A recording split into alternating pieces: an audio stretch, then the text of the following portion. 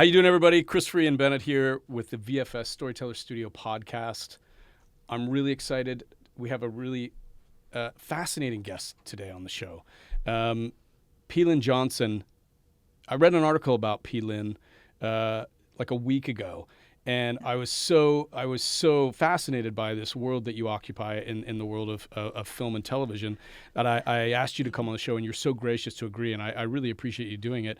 Welcome to the show, Lynn Johnson. Thank you very much. Now, I should tell everybody what you do and why I was so fascinated to have you on the show. And maybe you can help me see. Well, the first question is, what is the P in Lynn for? Patricia. Patricia. Yes. And you don't like Patty Lynn or no, I have never ever been. I'd like to establish that on the outset. I have never been ever called Patty, Patricia, nothing except Lynn. But my mom thought it was Lynn Patricia, didn't work. Nope. Patricia Lynn worked. So it's always been Lynn. And then when I used to be a stockbroker in another life. Yes, and, we were. Right. I knew that, actually. You spoiled it because I was going to show you that I knew that, and then you were going to be shoot. impressed with how much research I did. Okay. But we'll leave it in. And for signing off on trades, it had to be first name and or initial. So it was always P. Lynn Johnson. Then when I became an actor, there was a Lynn Johnson in the union, so it became P. Lynn. I think it's really distinguished and actorly. Oh, thank you. Like it's got a C. Thomas Howell kind of a. I don't know why I picked that name, but I really Michael like. J. Fox. So people when they meet you should go, "Hi, P. Lynn." Yeah. Like if Yeah. we were we're just friends now. Yeah. So What do I get to call you? P. Lynn. But what if we've been friends for 5 years? You know what? In this side of my life, pretty much everybody knows me as P. Lynn. Copy that. Got it. Lynn Johnson, you are, among other things, a successful working actor, and I say that not casually. You just joined the IMDb Century Club. You've got over 100 credits, 106 actually. Wow. Congratulations. Thank you. That is the ultimate, to me, that's when, you. you can't just say I'm a working actor. I need you to be in the Century Club. Thank you. I didn't even know that. Oh, that's great. Well, then there you go. Thanks, There's I don't have a trophy or anything for you. But I think you've got a remarkable and a really eclectic and fascinating career. But where I'm introduced to you is this article I'm reading last week, and you are among other things, an intimacy coordinator. Correct. Is that correct? Yep. This, to anyone who is listening or watching at home, this is someone who, and you know what, you tell us, what does an intimacy coordinator do on set? Okay. I guess the simplest way to set it up is a stunt coordinator works with keeping actors physically safe, right? So they break down the action, and if it's a hit, then they show them how to do a hit and how to land and all of that sort of thing. And so what I do is my concern is with the actor's mental well-being. So when it comes to any kind of intimacy scene, and that can be from a kiss to full-out engaged simulated sexual contact. Right. What I do is make sure that consent is established, that we understand what the context, like where does this fit inside the story, and then we literally break it down. We choreograph it or sculpt it. So if it's a kiss, it would be, what kind of a kiss is this? Is this a hello? Is this hello?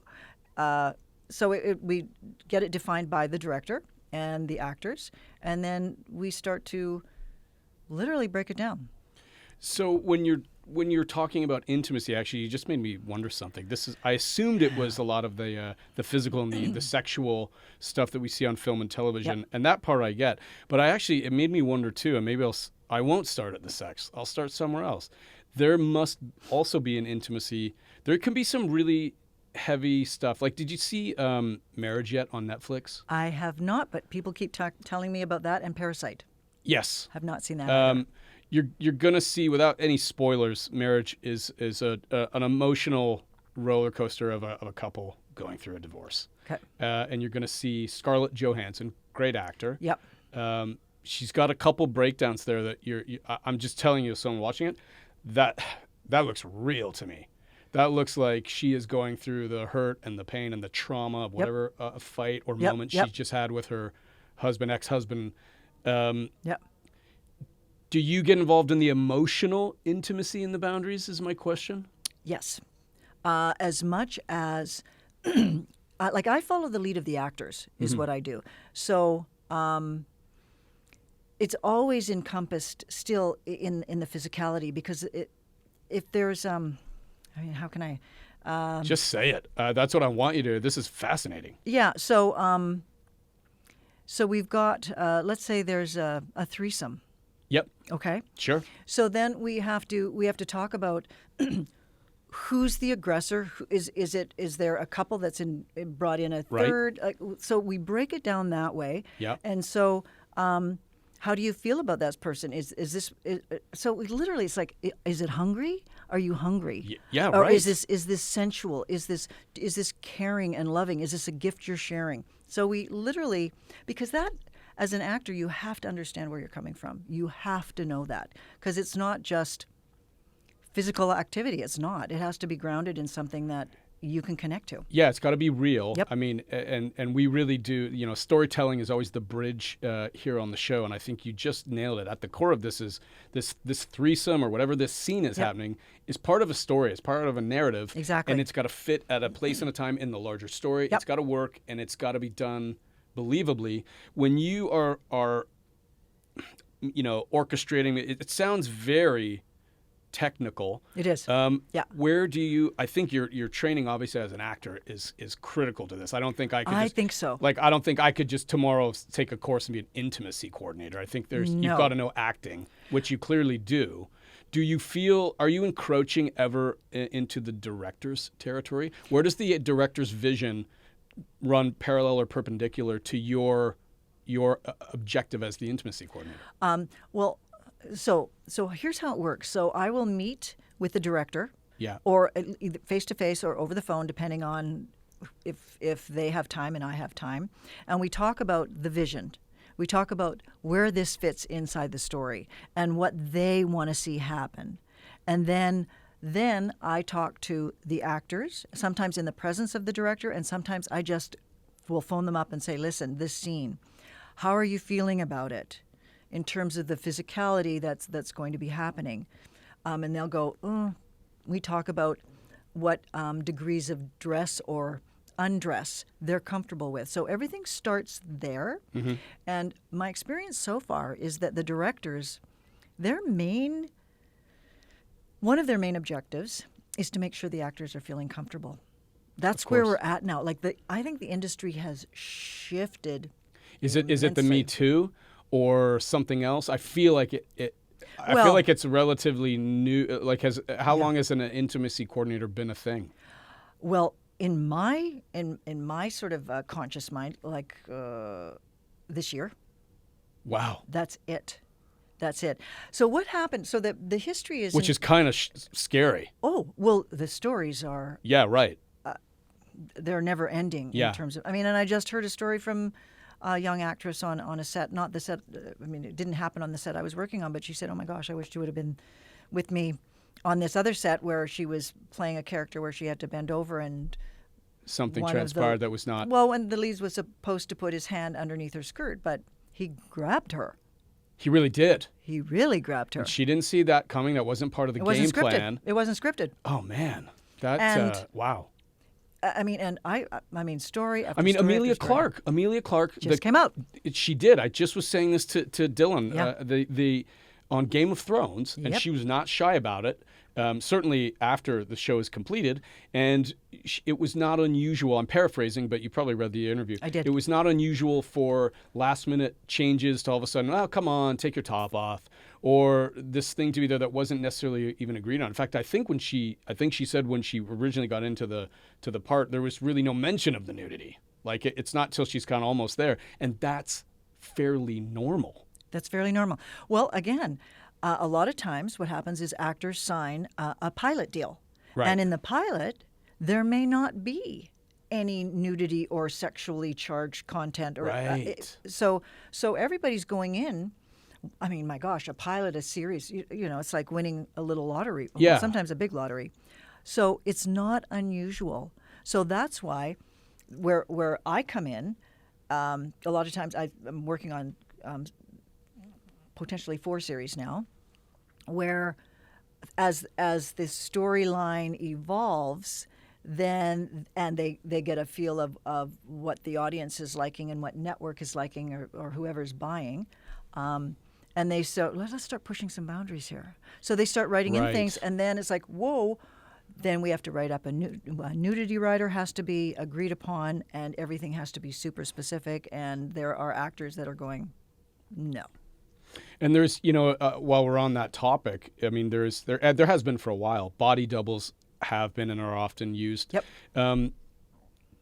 I guess you work with body doubles too. I haven't yet. Oh, you haven't? Not yet. Oh, you'll have to tell me when you do, because I will. That it adds a whole new dimension. That body double has to probably work within the same framework that you're trying to establish with the character actor, and yet they have to be synchronized enough to, I guess, transfer the believability of the whatever. Yeah, well, I know. If that makes any sense. Well, a body double cannot do, they cannot do any act on that's filmed that the original actor has said no to. So, but sometimes, like you don't want your butt showing, or you don't want parts of your body showing. That's what I have on this show.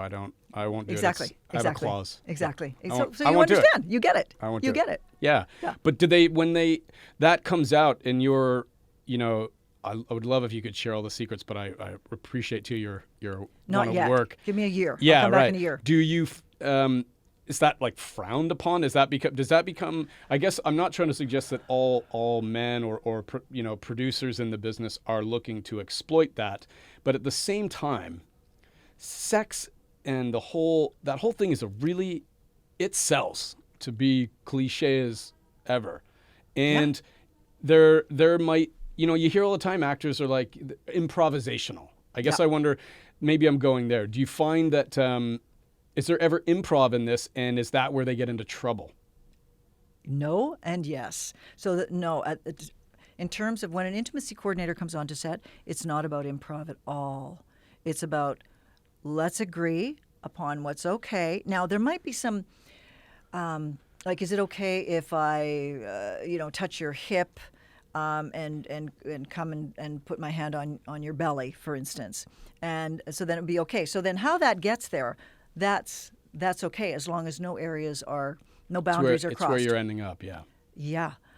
So there's some improv there, but that's why there's all of these lawsuits. That's why all of these people are now coming out and saying, I maybe didn't say no, but I felt coerced, under pressure. I mean, Amelia Clark, because on a film set, it's like go, go, go, go. They're always behind their. Of course.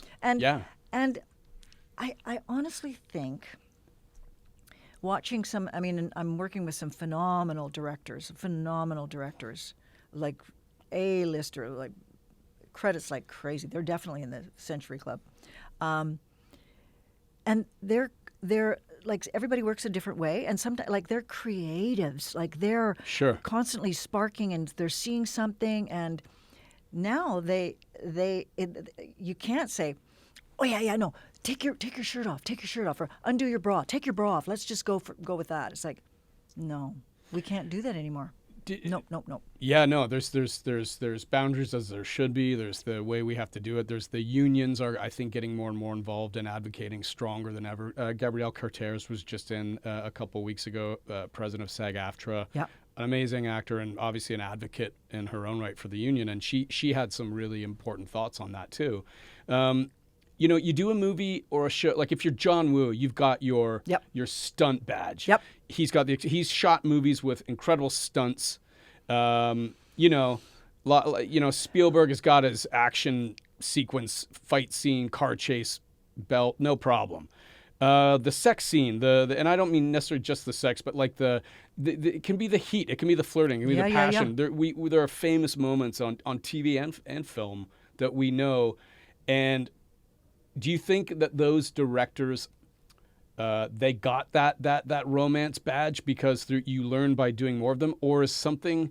I think we like to believe that there's chemistry between the actors, but when you describe some of that, I think it's so technical. How the hell could there be? I think there has to be, and I think what happens is, the goal. So if you have it's like you're working inside a script. there's a lot of ways you can say, I love you. Mm-hmm. You know, so it's the same thing. It's a lot of ways that the initiation of sexual contact Yep. can happen. So it's like, okay, I know where I can touch. I know what I know what I can do. I know what I can't do. Then all of a sudden, you don't have one actor going, oh my gosh, I hope they don't, touch me there. Or I hope, a really Yeah, you can have basic surprises. example is kissing. Yeah. I mean, the code of conduct, it doesn't matter where you are now, if there's an intimacy coordinator anywhere in places that make films, as far as I know, you start with, there's no tongues. No, there's no Ever. tongues. Even if both actors want to? Only if there's consent. So Consent. it's something where you go, no, are you okay with that? I'm okay. Are you? Yeah. Okay. Let's just. And someone probably needs to witness that. They do. Yeah. You need a third party, always. And then enter P. Lynn Johnson. Yes, always, always, Yeah. always. Because it can go Is there off the- paperwork for that? Like, do you file something that says, I was there, they're cool? I do, yeah. Really? Yeah, I always do a report afterwards. Wow. Mm-hmm. This is crazy. I had no idea, but I'm not surprised by it, but I think you must be in extraordinarily high demand because there's not a lot of people doing it. I mean, I know just about every credit you can have on a movie. I interview all sorts of people that do this. You're the first intimacy coordinator I've ever met. Oh, cool. Well, you're Yeah. not alone. I just had a meeting with a couple of producers for a new series that's going to start shooting. Yeah. And they're you would know their names. They're old timers. They've been around a while, and they're like, I've never ever worked with an intimacy coordinator. Most people I've worked with have never worked with an intimacy coordinator before. Most actors and most directors and producers are like, It's not law yet, right? The union will eventually, it's got to be coming there. well, there's lots of people talking about it. It's got to be going that way. I was just up at Whistler Film Fest, which was Yeah. phenomenal. Yeah, I I wanna got hear to about sit that. in on a panel. Yeah. And of course, there's, UBCP is very well represented, as is ACTRA. Of course. And so I'm talking to people, and I've already talked to the head of, I don't know what, Leslie Brady, about, I am a union member. I am pro-union. I want to be represented by the union. Yeah. And they're like, yeah, you know what? They can't just say, yes, Get in we there think and so. advocate for me. Yeah. But Yeah. it's It's a process, right? It is. It's new. We have to figure out, because Yeah, give it a couple of years. I'm telling you, P. Lynn, it'll be a thing where somebody goes, I remember once upon a time we didn't even have intimacy coordinators on the set. Exactly. It'll be like that. Yeah. Do you? I had this moment. I'm gonna get a little personal with you. I had this moment this morning with my wife, and she didn't do anything that I think she was even conscious of. And I genuinely fell in love with my wife this morning. We've been married together. We've been 15 years. Wow. Just it was a nothing thing that she was probably completely unaware that she. But I fell madly in love with her this morning, and I was thinking on my way in to the studio, and that we were going to talk, and there was a real accidental moment that she could not have. It could have been my birthday, and she could have written me a nice card or done something, and it would not have had the impact as this improvised, unplanned moment, the spark thing, Yep. and that's and I just was madly in love with her, and I could tell, and I think my sons could tell too as I was leaving, and I think I think that's the name of the game in acting, right? Is trying to. Do you ever feel like, despite the essential need to be that coordinator, well, we just sort of talked about too, these accidental improvisational moments, they can be really bad, and they might be bad, but aren't they also necessary to help the audience be convinced? Well, I mean, And I'm not advocating for not having one. no. I hear just you. wonder. Oh, listen, I can't tell you how many people, Yeah. usually men, directors, producers are like, yeah, but it takes away the spark. It takes away the spark. Yeah, which is basically what I just said. Yeah, but you know what? It doesn't. No, have to. because our job as actors, it's already scripted. It's already been said what we're going to say. We have to make it brand new. That's our job. That's our job. It's like, oh, they didn't say that before. Yeah, we actually have. We've been, I've had it for like a month now, and I can say it backwards and inside out, but I have to make it brand new. Right. It doesn't. Yeah. It's still acting. How It's you get still, there. It's still acting, and in Right. terms of the boundaries, the setting of the boundaries, I think creates a freedom, an opportunity for freedom, because you get to, is it okay if I touch your arm? Well, how I touch your arm, like the weight of the touch, all of that. Yeah, yeah. And there's these moments, I think, in film and television where, just like in stunts, some of them, the first time somebody does that skydive scene in a car, and gets out and whatever, okay, that's been done. And I think, to your point, I think of moments like Jerry Maguire. I don't know why I picked that one. Yeah. And they have the thing between them is like they're Yes. 5 feet apart. Yes. But it's like, you had me at hello, and that was the first time someone pulled the that thing. So you're right. It doesn't even have to be touching. No. And it's kind of like maybe you try to help in some ways create that in ways no one's seen before. Exactly. Yeah? Exactly. I mean, is one so of the cool. one of the sexiest scenes that I remember is Meryl Streep and Sting, and I think it was called Plenty. And Oh yeah, they right. were I both forgot he did that. They were both fully clothed, and That's right. she kind of gets on top of him on the couch. I still, to this day, remember it. And I reference that with certain actors. I say, listen, you got to watch this scene in terms of sensuality and movement. And cause Yeah. it's, I know exactly what you're talking about. I forgot he did that movie. I He's done know. a bunch of movies. I know. Yeah. Yeah, he has. Yeah. Talk to me about the state of that, too. I mean, you're a teacher as well. You work with young actors Yep. who are coming up and just getting started on the business. Let's go back even 10 years. Sex on TV. I mean, remember like back in late 90s, like NYPD Blue? Remember when Yeah. Dennis Franz showed his butt? Yes. That was like a big deal. Yeah. Now, there's a show that I watch on HBO. I don't know if you've seen this. It's called Mrs. Fletcher. Did you see the? We're going to talk about that right now. Maybe Dylan might pull up the scene as we're talking, because I think it was last week or the week before. I was saying to the guys today, this looks like she's having sex. I would love to. I wish that you could see it like a NFL play-by-play. I'd like you to walk me through what I am seeing on this screen. I won't spoil the episode, but if we can get away with putting up the scene, Dylan, we should show it. I don't know if we're allowed to do that, because it's not actually sex. I don't think. Well, which But one are you It's talking? when her and the guy she met go home. She's met some guy on a date. Oh. They're like on top of each other, and they're rolling around. They're both clearly naked. Like there's no, if there's any covers, it must be like not even there. There are covers. Just so we're clear. But I'm telling you, there's no way there's covers. Oh. This is like showing everything. Well, except if you look at it closely, you will see, because the protocol, and I know that they had an intimacy coordinator on that show. Wow, really? Absolutely. They deserve an Oscar. The intimacy coordinator. That I agree. looked like the most. I assumed they were having sex, Nope. and not just like it was done in a way that I thought.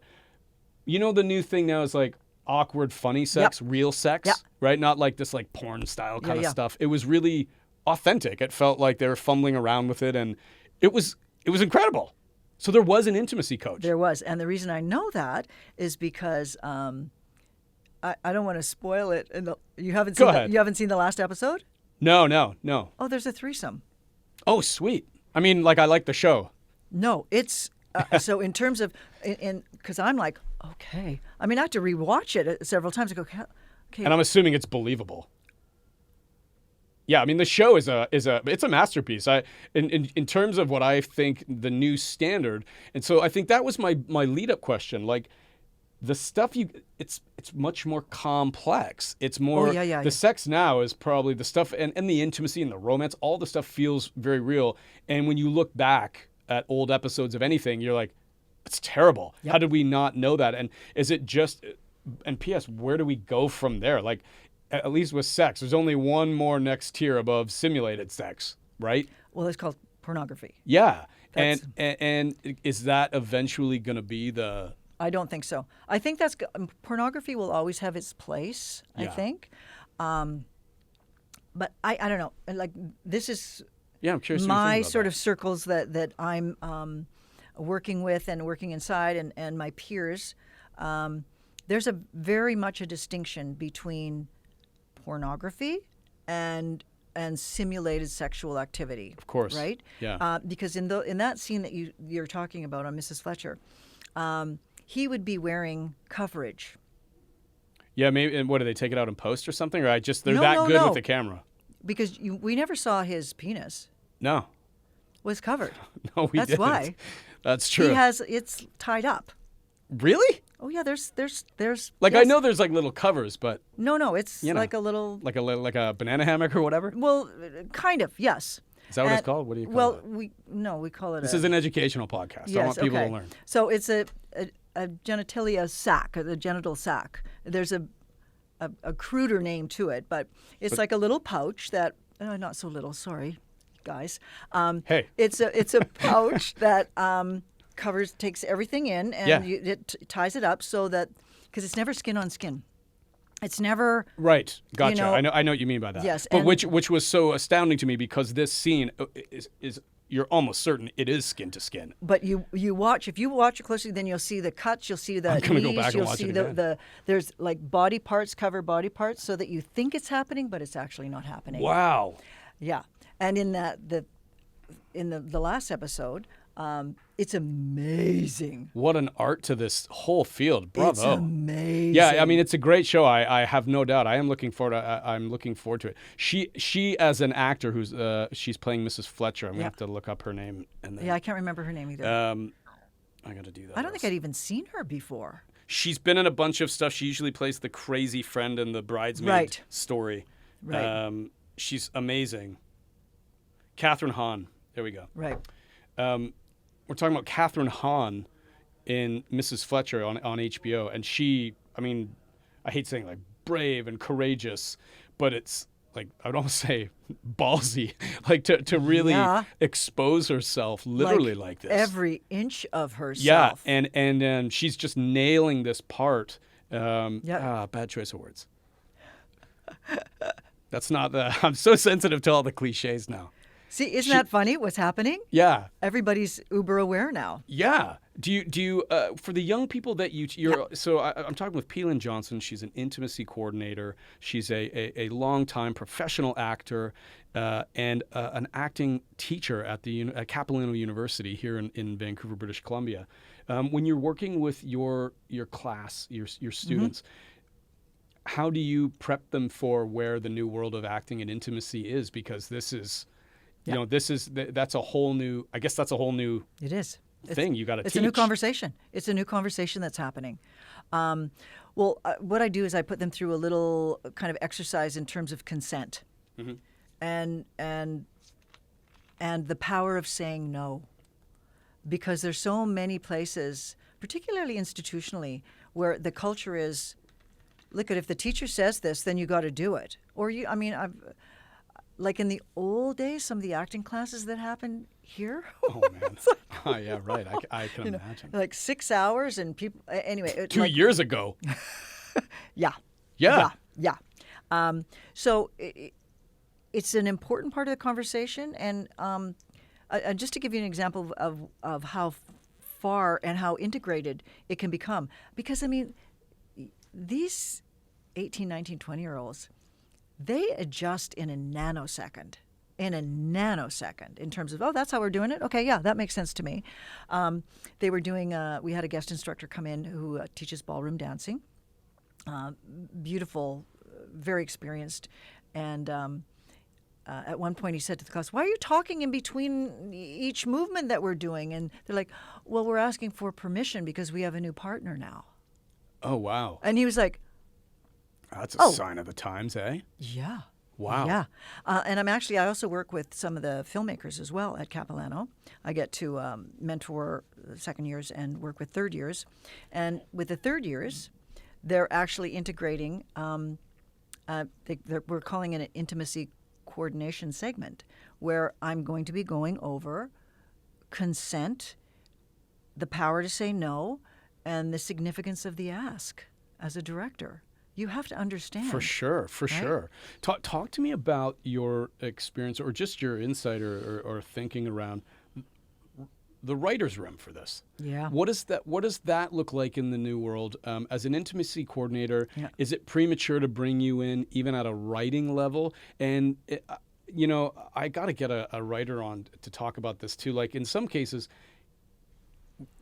how can they write it beyond the two drink a bottle of wine, fall into each other's arms, and passionately make love all night, and then cut to next scene, and then you and the director and the actors work out what that was. Like, does the writer have you worked when you see it? What's it look like? Is it like an NFL playbook? What? Does it match what's on the script to what you get to the screen, or is that where you guys begin the next part of that creative journey? That's where we started. It's like what's written. Yeah. That we always have to start there. Yeah. But it's hardly ever looking like how it was written. I would think, right? No, because it's not an NFL playbook. Sometimes it's like they kiss. Well, how did they kiss? How long do they kiss? All of that. Who kissed who first? All of that. Yeah, right. And again, I mean, I don't know how candid I can be, Please. But it's like many of us women are really tired of seeing, then she drops to her knees. Right. And it's like, Yep, the cliche. The cliche. So, yeah. And that's the one thing I appreciated about Mrs. Fletcher, because there was not cliches. No, it broke every perception I had of middle-aged women, divorced women, moms, single moms. It was just like, what? Yep. So I think I hope it's shifting, but I see that the writing, particularly if it's men, because you have to come from you're writing from where you are. Sure. And the go-to is she falls to her knees. Right. and rinse, repeat. It's the same story over and rinse over. And repeat. And it's like, really? Can we not get more creative, please? And I think we're seeing the new, which is surprising, or maybe it's exciting because for the first time we're being so conscious about consent and about boundaries and about, permission and all of that. And yet at the same time, it's some of the best simulated sex we've ever seen on film and TV. Yeah. It feels real, and that's really, really interesting. Do you think that how many of the actors that you work with will rewatch? Like, there's the perception that we look at our dailies and we scrub it if we want to take it another way. Will you guys go back and look at the post and the playback, or is it you got to trust in the director and the intimacy coordinator and just get it done? Trusting. It's honest to God. And on the series, there is no playback. You have to you play it back through the camera. There is no playback, and everybody's moving so quickly. On two different occasions, I had a young actress, and she said, I'd really like to see how that looked. And I said, well, let's go ask for playback. And that's a big deal to ask. And she was like, oh, but, I don't want to, feel like I'm causing trouble. I said, you're not causing trouble. I said, it's your right to see it. You need to know, because it was the first time she was kind of sort of semi-clad. Yeah. And she wanted to know how it looked. It's like, and I said, that's your right. And the director was lovely and accommodating, and the first AD, and they made it happen. And she went, okay, now I can let that go. Sure, fair enough. And another actress, because we're always dealing with what can show and what can't show, because it's in their contract. Right. I just kept saying, so you got to hold the sheet up. You got to hold the sheet up. Mm-hmm. And at one point I said, you're dangerously close. I said, it looks really beautiful, but you're dangerously close to how you're moving in to us. Showing something that you're contractually not going to show. Can't do it. Right. And so she said, can I see playback? I said, yeah, I think you really need to see playback so you can see what is showing and what isn't. Yeah. That's the real fine detail work of filmmaking right there, because what was I watching the other night? This girl gets up from the bed and she moves her body up, and you can see a bare back, but there is no way that any side boob is showing. Like you could tell there's no way, no matter what this camera does, this girl is clearly not going to do that. Nope. I think it was Stumptown or something. It was it was an ABC show, so it was a little more on the family side. Yes. And it was like, okay, they're conveying the sexiness or whatever of the moment, but you could clearly, and then there's some shows where a little bit of the side can show or whatever. Yep. That's really interesting. Do you think that also when there's so many men on set in security, like remember Aaron Andrews, the sportscaster? That awful human being caught nude photos of her unaware, a peeping Tom kind of guy, and he put him up on the internet. Oh. What's her name? Jennifer Lawrence had this happen. Someone hacked her computer and some, naked photos, whatever. The internet doesn't forget. Nope. And Does there's not. a website. I think it's Mr. Skin. Oh. Have you heard of this one? And this No. Mr. Skin, that's the one you were saying you watch all the time, right, Dylan? Yeah, Mr. Skin. Yeah. Mr. Skin, he doesn't. I'm just being funny. Mr. Skin. He's not laughing. Okay. Mr. Skin is like a place where you can go to where they only show the nudity in movies. So if you want to see, I have heard of you this. type in a name. You type in like Meryl Streep. I don't know why I said Meryl Streep. And you can. You can't find any. That's correct. That's a terrible example. Sharon Stone. Yep. Jennifer Lawrence, Yep. whatever, and you type it in, and it will show you right there. And it's obviously disproportionate male to female, but I think that's also in filmmaking. Yes, it is. Right? Disproportionately so. Yes. So 2 questions. 1, what do you think of this Mr. Skin thing? Is it fair game because it's in a movie? They're just collecting it into one place. This isn't pornography. No, you know what? I do. I it's think kind of pervy, but is it? Is it?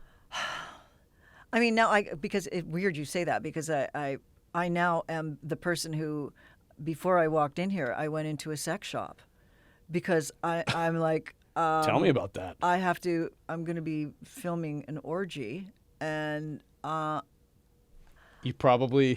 it's not my area of expertise. The S&M stuff and the. That's called background. You're going to go full method, right? Is that what you're going to do? I'm like, so I walked in and they were lovely, and I'm like, okay, so what do you use? I'm like, I can't believe the conversations I'm having. Sure. So, and part of it is it's when you're coming at it clinically.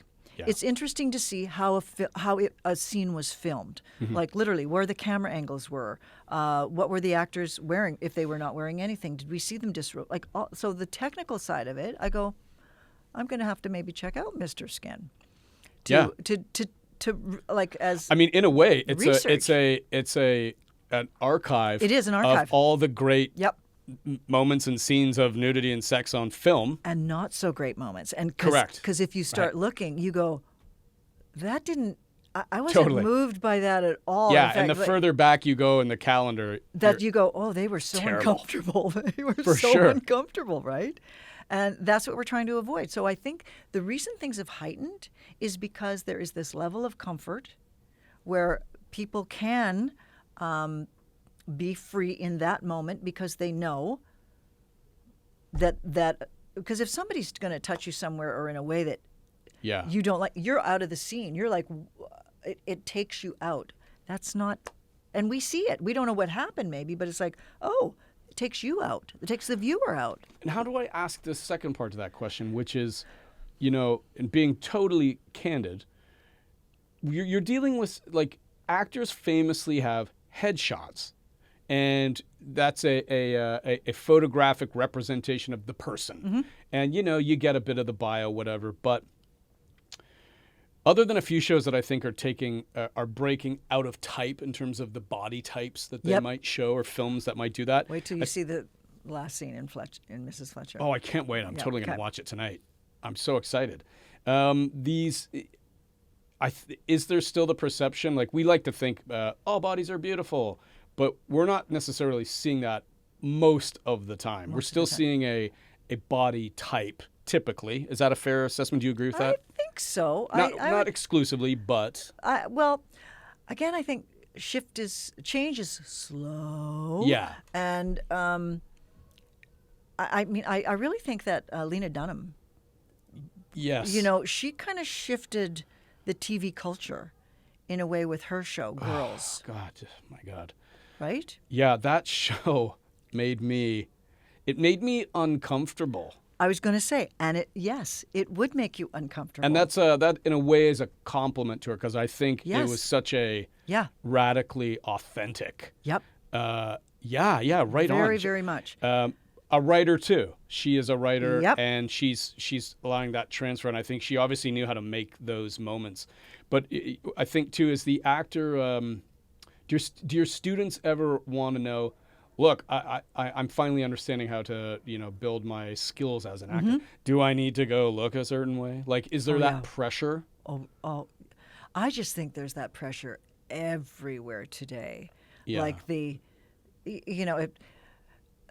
feminist critique, and I am a feminist. I'm not an academic feminist. My daughter is an academic feminist, so I'm being schooled constantly. What's an academic feminist? Very educated, so can back up every argument infinite, forever, in terms of it's based on this, it's based on that, it's based on that. That's So what there's my wife is. yes. Got it. Yes.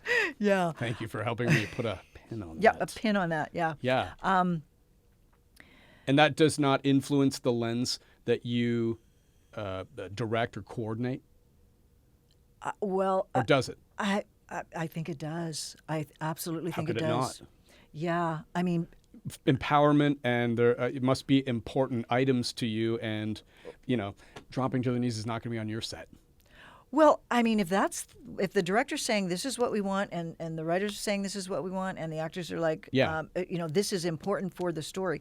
But more and more actors are going, no. Have you ever disagreed with it, P. Lynn, or read something and not liked it? Like, where is your boundary beyond the consent and working with the actors? Do you ever, or will you not do certain projects once you've read it? I haven't gotten to that point, but I know my mentor, Yeah. Ida O'Brien in London, she has said she's read projects and she said, no, I don't want any part of this. I don't want any part of this. So I think the gore, like the violence, You worked on 50 Shades of Grey. I did. I know you did. Let's talk about that. I was fully robed and was a judge, so you know what I mean. But a lovely judge, no less. yes. But did you read the book previously by chance? I didn't. You weren't one of the millions who did? I was not one of the millions that did, but I did watch first and second. I did watch 50 Shades and then 50 Shades Grayer and then the last one, which is the one I was in. Yeah. So I did watch them on TV. Did you think that, even from what you would have read, too, as I understand, I never read the books. Yeah. Not my thing. Not my thing either. Yeah, that's cool. But I read enough of the reviews and the hype about it to understand we're getting into some BDSM stuff here. Some really, and for some reason, this just caught, in particular, women readers Yep. by storm. They were really, really into this. Yeah. And what I saw on screen was like, I know. I didn't think it was that shocking. Well, and it got Right? a little boring, I thought. Yeah, it wasn't like You know what Pulp I mean? Fiction when he goes down into the basement, right? You know what I mean? Yeah. No. The gimp. No. No. No. So I thought, oh, that's interesting. I was expecting something, Yeah. and I wonder if that was intentional or if they were afraid to get real at a time when apparently the book was extremely, and not just about that sex, but I think to that point on empowerment and feminism, not understanding if, Yeah. is this book empowering to women or not? Like, as an educated, as an informed academic feminist, what's your take on how women are being portrayed today versus a year ago or beyond? Is it moving in the right direction in your opinion? Is Mrs. Fletcher and things like this good? Well, interesting, because I did have an issue with one scene in Mrs. Fletcher. I was like, I don't think that really needed to be there in the swimming pool. Right. I didn't buy that fully. I thought that was, and again, I'd want to talk to people, but I was like, I think that was out of context. But a short answer to a very big question, I think, yes, I think it is moving in the right direction. I am quite optimistic. Mm-hmm. I think that there are more women, female-led stories. There's more diversity. There's more, gender fluidity that's showing up.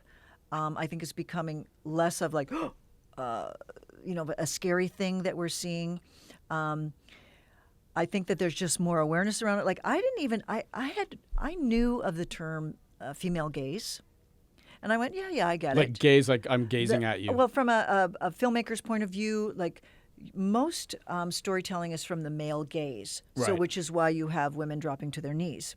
It's the male psyche and fantasy that shows up, right? Right. You mean like gaze, like I'm looking at you. I'm gazing into Yes, your the male gaze. Not So- gay men. No, gaze. Sorry. Gaze. Thank you. Yes. As I'm staring at you. Yes, got it. And then I watched Outlander, Right.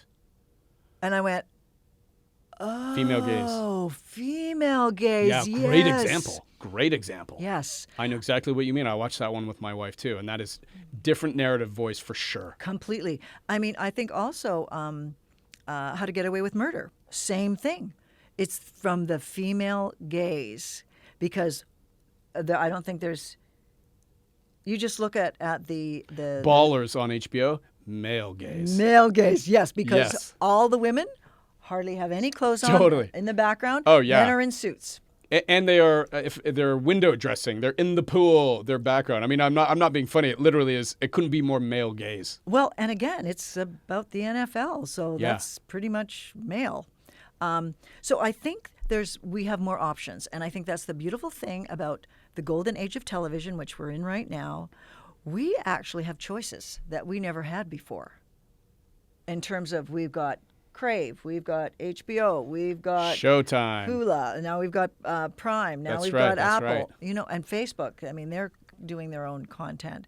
So we actually have options, and I think that's huge for a viewer. It is, and you almost know now these streaming brands in particular are almost have defined, like what you see on Stars. Yep. Right, is a type of story, Yep. HBO for sure, versus Yep. what you're going to get on Disney Plus, Yep. whatever. I think you're totally right.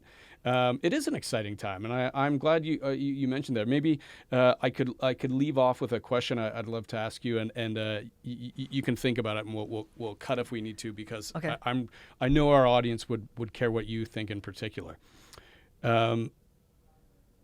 Your favorite all-time hot, steamy moments that people might not realize. Like, if you want to check out one that, if you want to see real romance or real passion or something really sexy that a scene or a movie you might not have thought, where should somebody watch? The example I always would throw to that would be something like, I really think Brad and Angelina are great in Mr. and Mrs. Smith. Yep. That whole movie, I think that's a modern day, Yep. Something like that. When your friends want to know, hey, P. Lynn, what's a good sexy show that I could get into that feels real? If there's something like good acting too, not just what would you say to them? Well, I mean, again, I use Plenty as a wonderful example of a scene that is. It's I've never forgotten it, because it was so. This with Sting and Meryl Streep. Yeah. Okay, I'm gonna put that there. We'll put a link to that on iTunes. Yeah. Geez, I have to think about that, because I have not. They don't stay with me. That's the only one that's really stayed with me. Isn't that funny? Yeah, I mean, It's very telling. I think so. I think maybe I've had moments where I went, "Oh my gosh, that's." But again, I think the female experience is different than the male experience in terms of what moves us and what turns us on as far as visual cues. I mean, because there's a whole industry of written sensuality pornography. Yes. That's specifically for women. That's very different than what turns on a male. Yeah. I would think 300. I thought that was a great movie.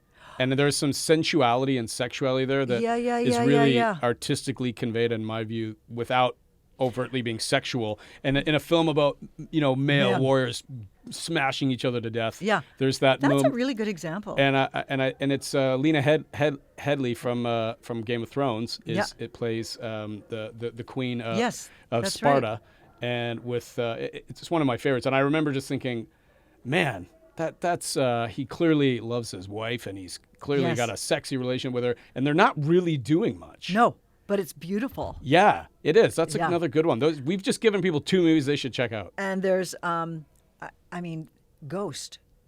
Don't get me going on Patrick Swayze. I said I wasn't going to do this. That when he comes and he's behind her, and oh my another moment. Like, no one can touch that now, right? No one's allowed to do that in a movie ever again. If anyone even got close to that, you go Ghost. Exactly. Yeah, right. Those are those moments you're saying when it's like a flick of the hand. It can be done very subtly or totally. Beautiful. You have got to come back on the show again another time. You are such a fascinating and wonderful acting teacher, and someone who I think is helping in a boundary-breaking part of the industry really define it. And we need more P. Lynn Johnsons on set and talking about it.